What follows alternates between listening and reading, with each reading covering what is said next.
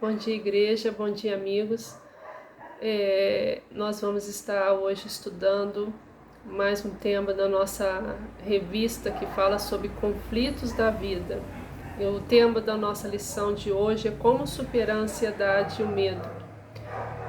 O nosso texto base se encontra na carta dos Filipenses, capítulo 2, de 1 a 9, e o texto-chave é 2 Crônicas 23 e o verso 12.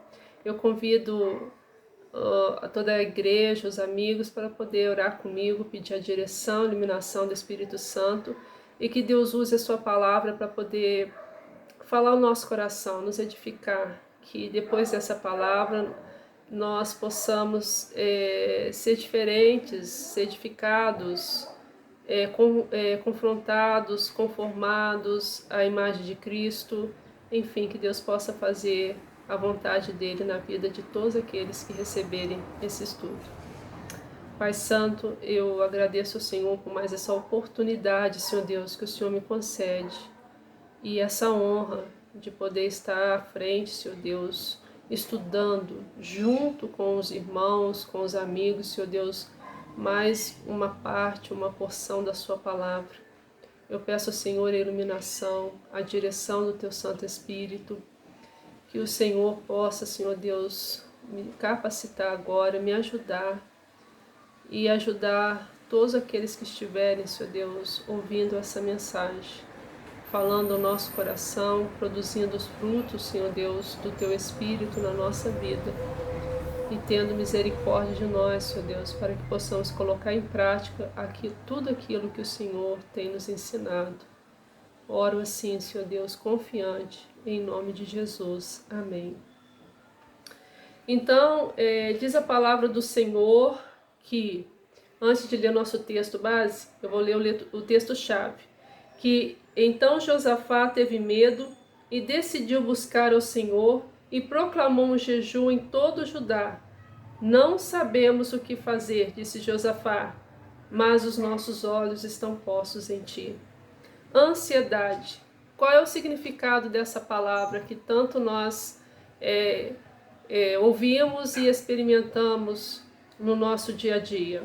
Ansiedade, o termo comum dela, significa aflição, angústia, perturbação do espírito causada pela incerteza, relação com qualquer contexto de perigo, seja imaginário ou real.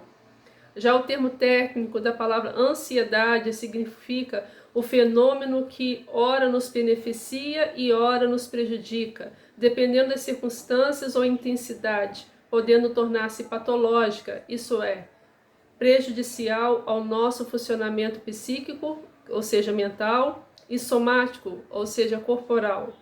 Qual é o benefício da ansiedade? A ansiedade, ela estimula o indivíduo a entrar em ação. E qual que é o malefício da ansiedade? Em excesso faz exatamente o contrário, impedindo as reações, ou seja, ela nos trava. Alguns transtornos da ansiedade.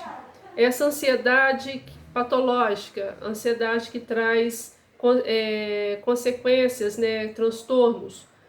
Algumas delas são preocupações, tensões, medos exagerados, a pessoa não consegue relaxar, sensação contínua de que um desastre ou algo muito ruim vai acontecer, preocupação exagerada com a saúde, dinheiro, família ou trabalho, medo extremo de algum objeto ou situação em particular, medo exagerado de ser humilhado publicamente, falta de controle sobre os pensamentos, imagens ou atitudes que se repetem independente da vontade, pavor depois de uma relação muito difícil, enfim. Esses são alguns termos que eu trouxe para a gente poder ampliar nosso horizonte sobre ansiedade. O medo, ele está muito relacionado com a ansiedade, embora ele tenha alguns significados diferentes, mas ele pode, em certas ocasiões, ele pode ser recebido ou colocado como sinônimo. Então, ele também atua basicamente como a ansiedade. É o estado de medo, de temor, de ansiedade, receio, e aí vai. Então, qual é o objetivo da nossa lição de hoje? O objetivo é saber, como a gente viu o exemplo de Josafá, é entender que todos estamos sujeitos a sentir medo. E o medo ele começou logo em seguida da queda, que vimos lá em Gênesis capítulo 3, versículo 10, que Adão ouviu a voz do Senhor, está lá registrado nesse livro, e diz a palavra do Senhor que ele teve medo. Também sentir ou aprender a alegrar-se no Senhor, mesmo em situação de ansiedade e medo, e agir confiando em Deus, suas ansiedades e medo. Então nós vamos lá para a nossa carta, né, de Filipenses, que nós estamos estudando hoje, no capítulo 4, de 1 a 9. Vamos lá ler junto comigo, irmãos.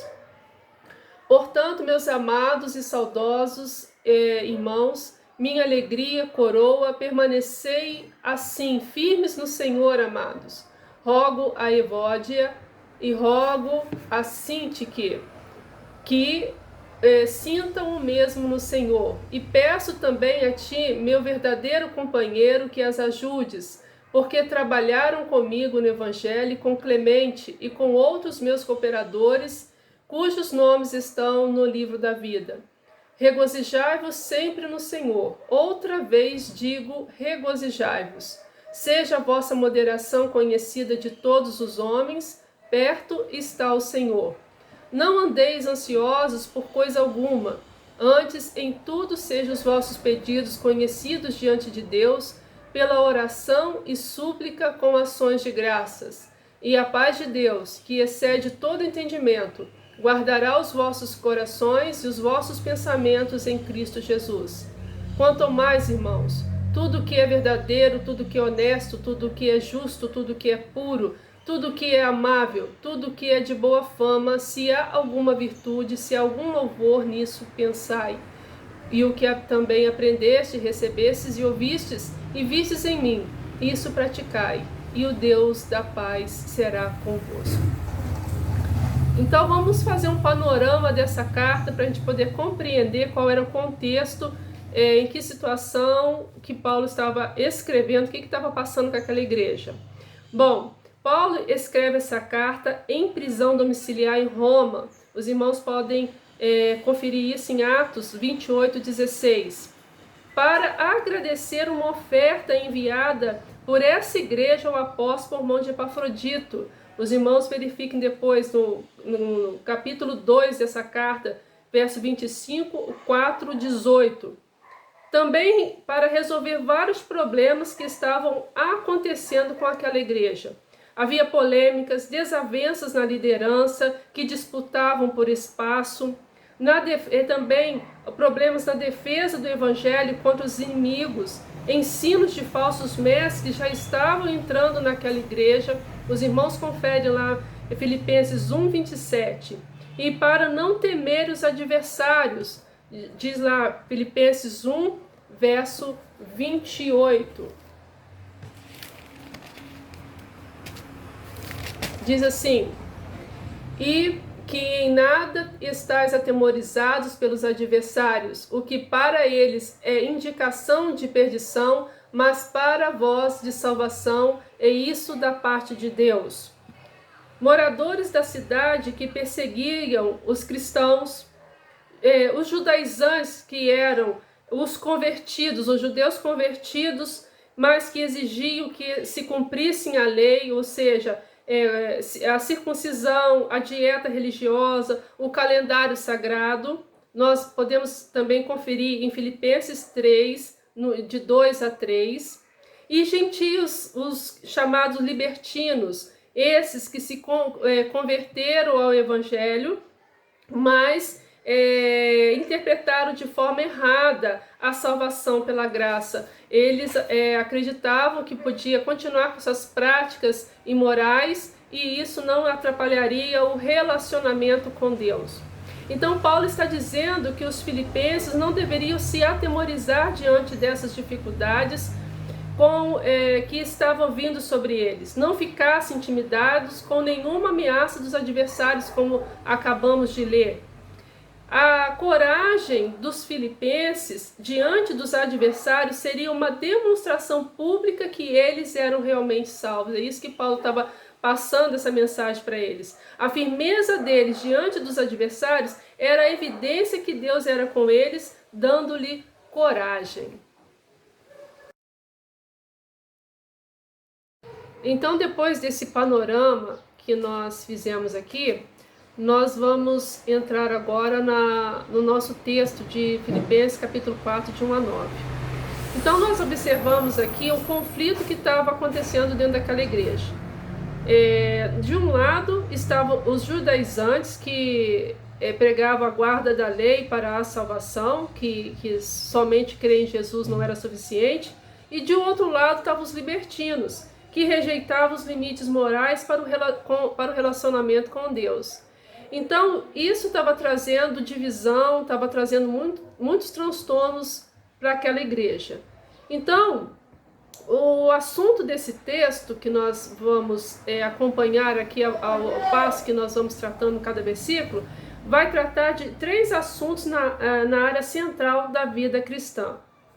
Primeiro, a necessidade da unidade na vida cristã. Segundo, da alegria e da moderação. E terceiro, da paz. Falando sobre a unidade, o primeiro ponto aqui, vamos destacar sobre identificando a causa do problema. Está no capítulo 4, de 2 a 3. Rogo a Evódia e rogo a Sintique e que sintam o mesmo no Senhor. E peço também a ti, meu verdadeiro companheiro, que as ajudes, porque trabalharam comigo no Evangelho com Clemente e com os outros meus cooperadores, cujos nomes estão no livro da vida. Talvez a dor dos irmãos e a sua ansiedade tivessem agravado com a briga dessas 2 irmãs. Paulo foi direto ao ponto de tensão. Ao descobrir a causa da ansiedade, dá início à solução do problema. Uma reflexão, uma autoanálise, uma leitura da Bíblia, um aconselhamento pode ajudar a pessoa que está passando por uma situação de medo, de ansiedade ou um problema similar. No livro de Salmos 139, o verso 23 e 24, o salmista diz o seguinte: sonda-me, ó Deus, e conhece o meu coração. Prova-me e conhece os meus pensamentos. Vê se há em mim um caminho mau e guia-me pelo caminho eterno. Há uma necessidade de nós sondarmos o nosso coração, de pedirmos a Deus para ser sondado esse coração cuja Bíblia diz que é enganoso e pode levar a muitas coisas dentro de nós, a trazer muitos prejuízos para nós e para o corpo de Cristo. O segundo ponto aqui que nós vamos tratar tem como título considerar a ajuda de um irmão em Cristo. Então vimos aqui que o primeiro passo a gente deve identificar a causa do problema. O segundo é atacando o problema. E para isso nós precisamos, às vezes, pedir ajuda de um irmão. Elas eram colaboradoras junto com os irmãos no Evangelho, mas que por algum motivo estava se desentendendo. Paulo pede a um obreiro, que não diz aqui o nome, que as ajudasse e também repreende elas a pensarem concordemente no Senhor. Veja como que Paulo atacou o problema. Ele repreendeu as 2 irmãs e pediu alguém para que estivesse ajudando. E essa ajuda foi muito importante naquela hora. Esse apoio é fundamental quando o problema é o tratamento de medo e de ansiedade. Os irmãos observaram que são pessoas salvas que mesmo assim precisaram de ajuda. Então, o Paulo fala cujos nomes estão escritos no livro da vida. Cristãos, não existe super-homens nem super-mulheres. Nós precisamos sim de ajuda uns dos outros. O terceiro ponto que nós vamos agora tratar é no verso 4, onde Paulo diz: alegrai-vos sempre no Senhor. Outra vez vos digo, alegrai-vos. Então, possivelmente, a crise de relacionamento das 2 irmãs estavam tirando a alegria da igreja. Toda a divisão do corpo de Cristo traz consigo uma tristeza imensa. Talvez seja por isso que Jesus orou e advertiu muito os seus discípulos pela unidade. Um exemplo disso está na carta de João, capítulo 17, verso 11, onde Jesus pede para que nós sejamos um, assim como ele é um com o Pai. Então, o Paulo já havia apelado para a unidade dos cristãos daquela igreja. Está registrado no capítulo 2 e 3. Diz assim, ó: completai o meu gozo para que tenhais o mesmo modo de pensar, tendo o mesmo amor, o mesmo ânimo, pensando a mesma coisa. Nada façais por contenda ou por vanglória, mas com humildade, cada um considerando os outros superiores a si mesmo. Então Paulo já estava tratando nessa carta sobre esse problema, sobre o problema da unidade. Então Paulo já havia apelado para os filipenses para que eles pudessem manter a unidade da igreja. Havia discordância, busca para o primeiro lugar, comparações entre a liderança na igreja, um espírito faccioso que imperava e atrapalhava a igreja de Filipos. No entanto, em meio a lutas, os irmãos foram exortados a alegrar-se no Senhor. Sempre haverá no Senhor motivo de alegria. Se focarmos somente para os problemas, ficaremos ansiosos ainda mais. Mas se olharmos para o Senhor, teremos motivos para nos alegrar nele. A obra redentora, o perdão dos nossos pecados, a comunhão, a ressurreição, o retorno de Cristo. Enfim, nós vamos ter bastante motivo para nos alegrar. Possivelmente também, Paulo também está combatendo esses dois pensamentos que nós já falamos aqui que estavam imperando na igreja. Combatendo o pensamento libertino de que a alegria vinha com a prática de prazeres mundanos, essa busca pela prática desses prazeres, e também combatendo o legalismo religioso, que trazia a ideia de um Deus severo, engessando a igreja naquele ritual religioso, achando que assim que agradava a Deus, e assim ia trazer um certo tipo de alegria para a igreja. Então veja que ele enfatiza duas vezes: alegrai-vos no Senhor. Outra vez digo, alegrai-vos, não nas coisas do mundo e não nessas práticas, nesses rituais, mas no Senhor Jesus.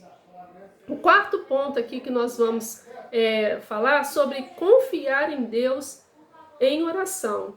Isso está no capítulo 4, 6 a 9. Não andeis ansiosos por coisa alguma.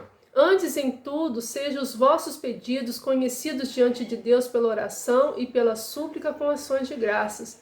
E a paz de Deus, que excede todo entendimento, guardará os vossos corações e os vossos pensamentos em Cristo Jesus.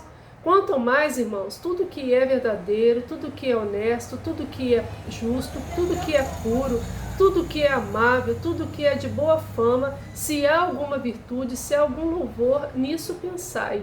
E o que também aprendestes e recebestes e ouvistes e vistes em mim, isso praticai, e o Deus da paz será convosco. Então, a oração é o melhor remédio à ansiedade e ao medo. É a busca pela paz, paz interior, paz de espírito. E aqui nesses versículos que acabamos de ler, nós vimos 3 medidas práticas para tomar o lugar da ansiedade e da preocupação. Primeira medida é levar os pedidos ao conhecimento de Deus pela oração, não ficar ali guardando ou remoendo aquilo. Segundo, ocupar o pensamento naquilo que edifica, porque a mente é aonde o diabo mais ataca. Em Efésios 6,16, ele fala sobre os dardos inflamados do maligno. Então ali é um campo que nós não podemos dar munição para o diabo, porque vem muita consequência para nós. O terceiro ponto é pôr em prática o que aprenderam com o apóstolo. Isso nós vimos ali no verso 9. E o que também aprendestes e recebestes e ouvistes e vistes em mim, isso praticai. Por quê? Porque, como nós observamos, o apóstolo Paulo estava preso. Ele tinha sido preso por causa do evangelho, tinha sido maltratado, rejeitado, chicoteado, e mesmo assim ele estava dando o exemplo dessa alegria que ele tinha e buscava sempre no Senhor. Então ele fala para olhar para ele e imitar não só ele, mas todos aqueles que também punham em prática essa palavra. E nós vamos agora continuar falando sobre a oração. A oração, súplica e ações de graças. Oração como pedido em tudo que traz ansiedade e preocupação. E súplica. Súplica é orar com mais intensidade, é rogar. E ação de graças. Paulo diz, por que ação de graças? Não murmureis, não reclame dos problemas, mas seja gratos por eles ou no meio deles. A promessa que, ao cumprir esse mandamento, é que Deus faz, é que Ele traria sua paz quando formos abatidos por qualquer coisa. Diz aqui no verso 7, e a paz de Deus, que excede todo entendimento, guardará os vossos corações e os vossos pensamentos em Cristo Jesus. João 14, 27, Jesus deixou registrado, um texto bem conhecido nosso. Deixo-vos a paz, a minha paz vos dou, não vou lá dou como o mundo a dá. Não se turbe o vosso coração, nem se atemorize. A paz de Deus vai guardar a sua mente e o seu coração. É onde somos bombardeados com as preocupações. Então, ao colocar em prática esses ensinamentos que o apóstolo Paulo trouxe para nós vamos ter paz. Essa é a promessa que Deus faz para nós. Não foque o pensamento naquilo que destrói. Enche a mente com as coisas que edificam. Olha só, no verso 8. Quanto ao mais, irmãos, tudo que é verdadeiro, tudo que é honesto, tudo que é justo, tudo que é puro, tudo que é amável, tudo que é de boa fama, se há alguma virtude, se há algum louvor, nisso pensai. Enche a mente com coisas que edificam. Não foque o pensamento naquilo que destrói. Terceiro ponto. Para praticar o que aprenderam com Paulo, verso 9, que nós acabamos de ver aqui, o que também aprendestes e recebestes e ouvistes e vistes em mim, isso praticai. Ou seja, Paulo está falando, imitar o exemplo dele. Ele já tinha dito isso na carta dele, no capítulo 3, verso 17, daqui mesmo, aqui pertinho. Diz aqui, ó, irmãos, sede meus imitadores e atentai para aqueles que andam conforme o exemplo que tendes visto em nós.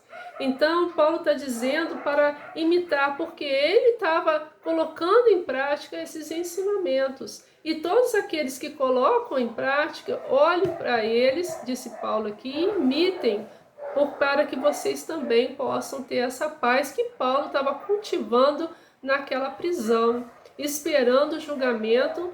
Ele esperava que fosse liberado, que Deus o libertasse dali, mas ele não sabia qual que era a vontade do Senhor, se ele iria morrer ou não. Mesmo assim, Paulo estava cultivando a paz no seu coração.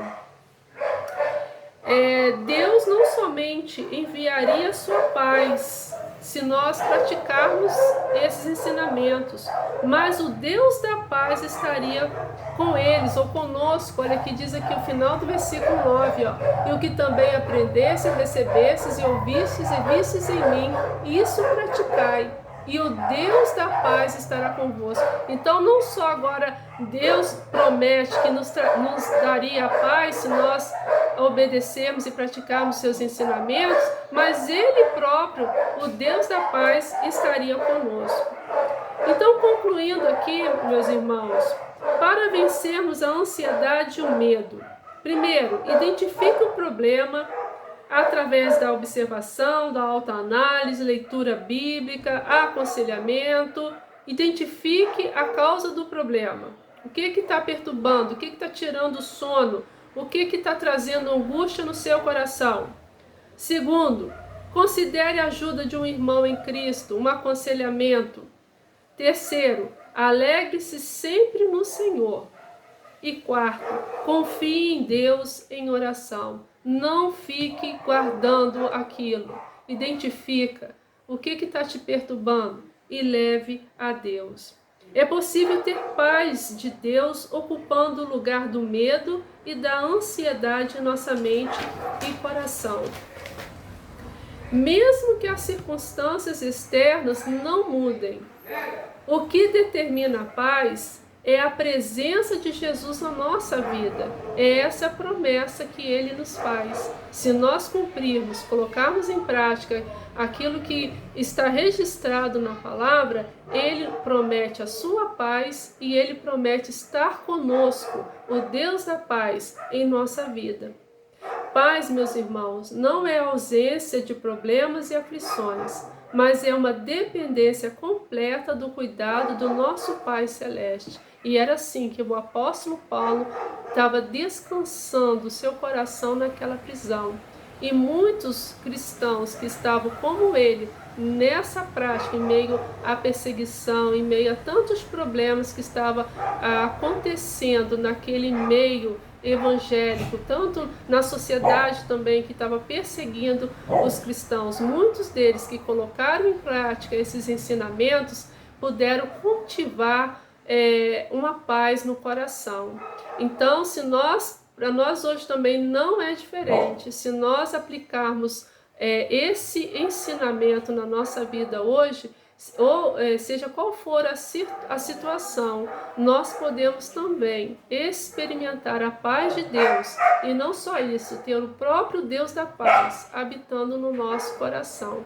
Que Deus possa, o Espírito Santo, completar, no coração dos irmãos aquilo que faltou, e que nós possamos ser edificados e colocarmos em prática esses ensinamentos que aprendemos hoje. Que Deus assim nos abençoe, o amigo que chegou até aqui conosco, essa vida eterna que nós tanto falamos em Cristo Jesus, é esse relacionamento de paz, é esse relacionamento de amor que pode curar o seu coração e o coração do povo do Senhor, quando nós observamos a palavra e colocamos em prática os seus ensinamentos.